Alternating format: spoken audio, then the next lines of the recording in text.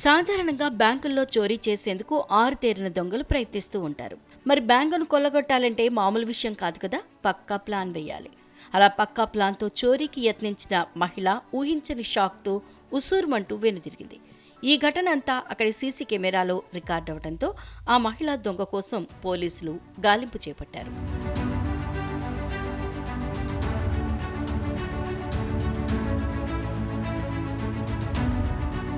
ప్రకాశం జిల్లా త్రిపురాంతకం మండలం మేడిపిలోని యూనియన్ బ్యాంకులో ఓ మహిళ చోరీకి విఫలయత్నం చేసింది.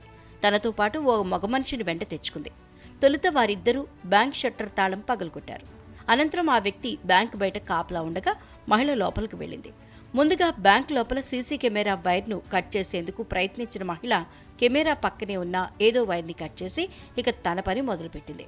లాకర్ దగ్గరకు వెళ్లి తెరిచేందుకు విశ్వ ప్రయత్నం చేసింది. ఎంతకీ బ్యాంక్ లాకర్ తెరుచుకోకపోవడంతో 3 గంటల పాటు బ్యాంకు లోపల కాలు కాలిన పిల్లిలా కలియ తిరిగింది. చివరకు చేసేదేమీ లేక ఉత్త చేతులతో బయటికెళ్లిపోయింది. ఉదయం షట్టర్ తాళాలు పగలగొట్టి ఉండటం గమనించిన బ్యాంక్ మేనేజర్ శ్రీనివాసరావు ఉన్నతాధికారులకు సమాచారం ఇచ్చి ఆ తర్వాత పోలీసులకు ఫిర్యాదు చేశారు. క్లూస్ టీం వచ్చి ఆధారాలు సేకరించారు. బ్యాంకులో ఎలాంటి సొత్తు అపహరణకు గురికాకపోవడంతో బ్యాంకు అధికారులు, ఖాతాదారులు ఊపిరి పీల్చుకున్నారు.